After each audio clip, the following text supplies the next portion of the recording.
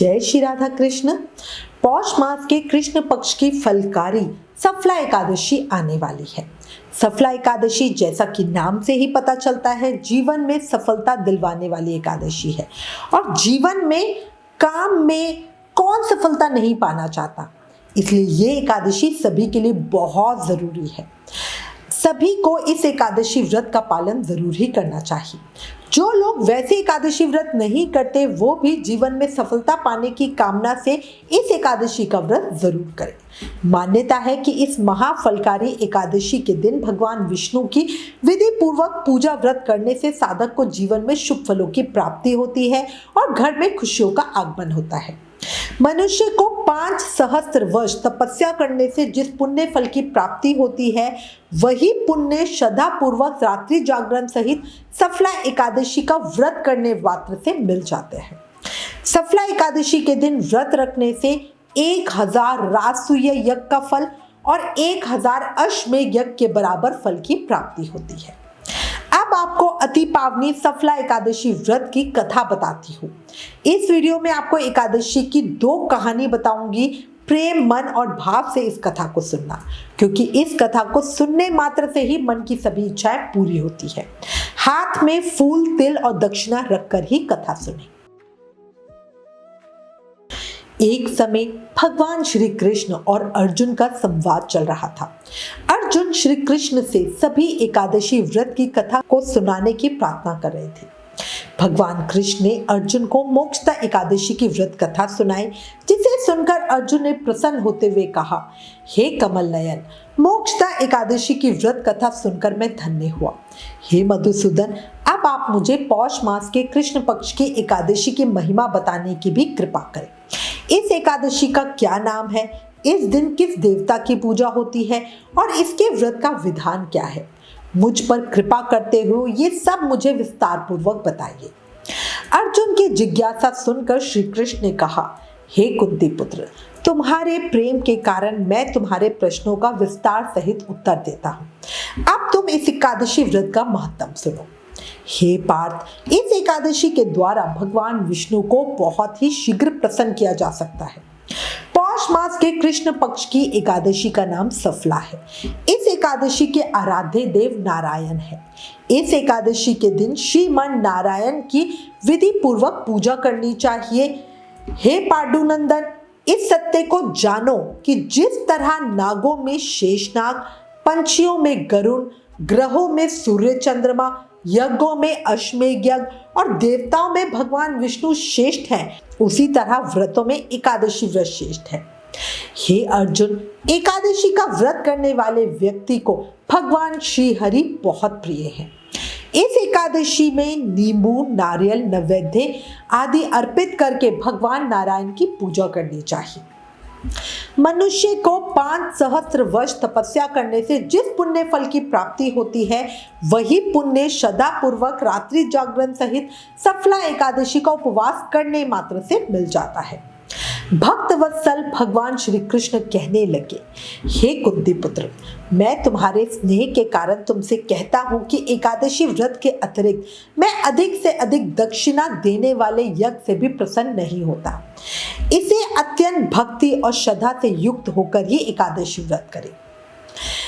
हे राजन, द्वादशी युक्त पौष कृष्ण एकादशी का महत्व अब मैं तुम्हें बताता हूँ, तुम एकाग्रचित होकर सुनो।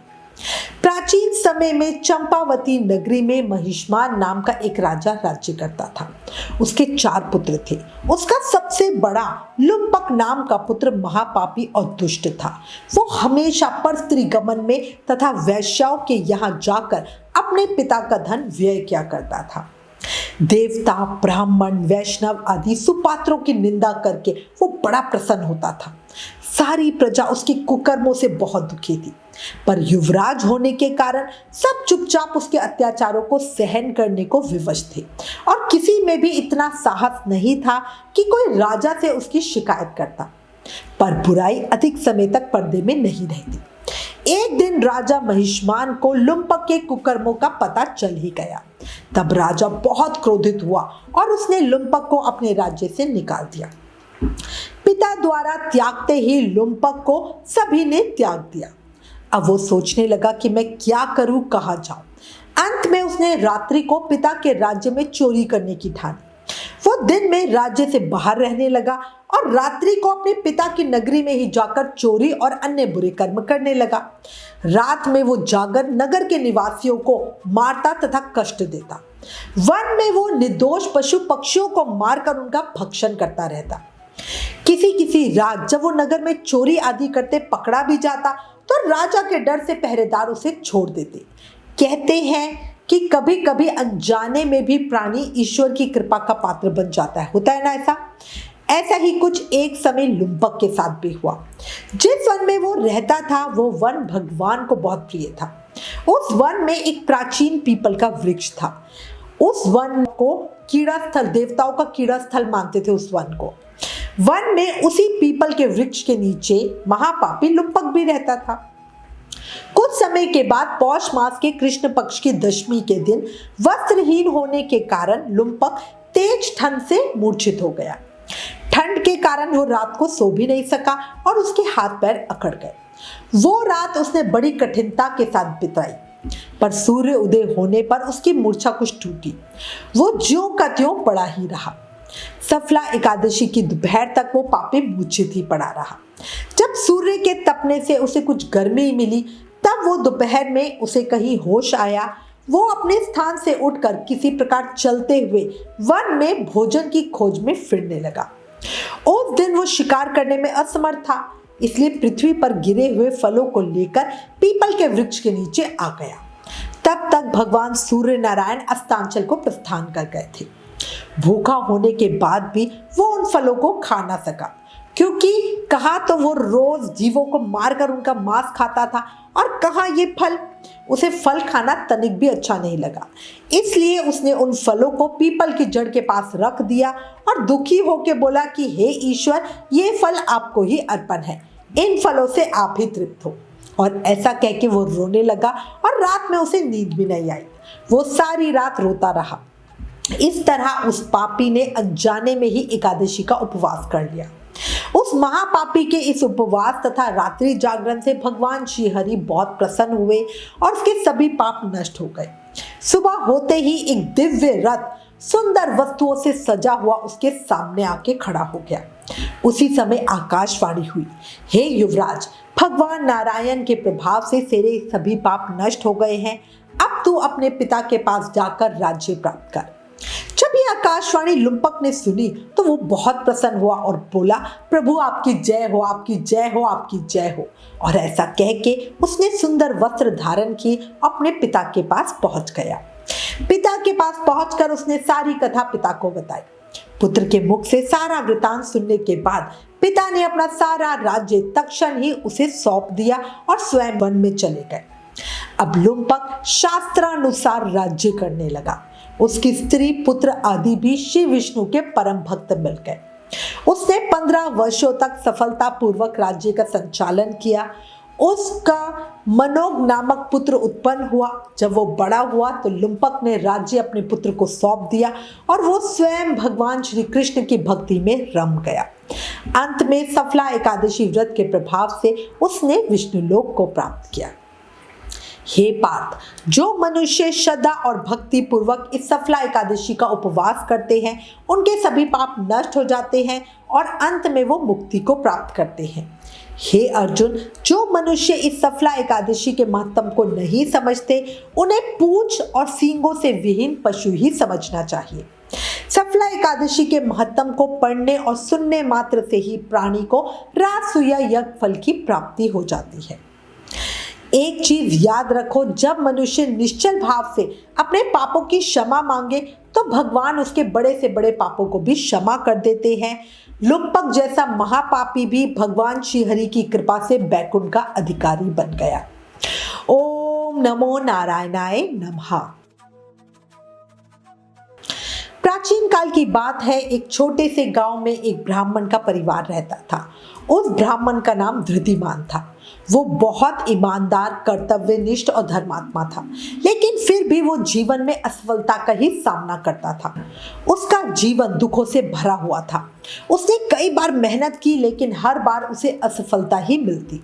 उसका परिवार भी गरीबी और दरिद्रता से जूझ रहा था। उसकी कठिनाइयों को देखकर उसका मन हमेशा बड़ा उदास रहता था। एक दिन ऋद्धिमान ब्राह्मण को एक संत मिले। संत ने उसकी पीड़ा देखी और पूछा, तुम इतने दुखी क्यों हो? ऋद्धिमान ने अपनी समस्याओं का वर्णन करते हुए कहा, मैं मेहनत करता हूँ लेकिन मुझे सफलता नहीं मिलती। मैं किसी तरह का मार्ग नहीं पा रहा हूँ। संत ने मुस्कुराते हुए कहा, तुम्हें अपनी समस्याओं से उबरने का एक सरल उपाय बताता हूँ। तुम पौष मास की सफला एकादशी व्रत का व्रत करो। ये व्रत भगवान विष्णु को बहुत प्रिय है और इसके प्रभाव से तुम्हारी सभी समस्याओं का हल हो जाएगा। ऋद्धिमान ब्राह्मण ने संत की सलाह मानी और पौष मास के शुक्ल पक्ष की एकादशी का व्रत रखने का निश्चय किया।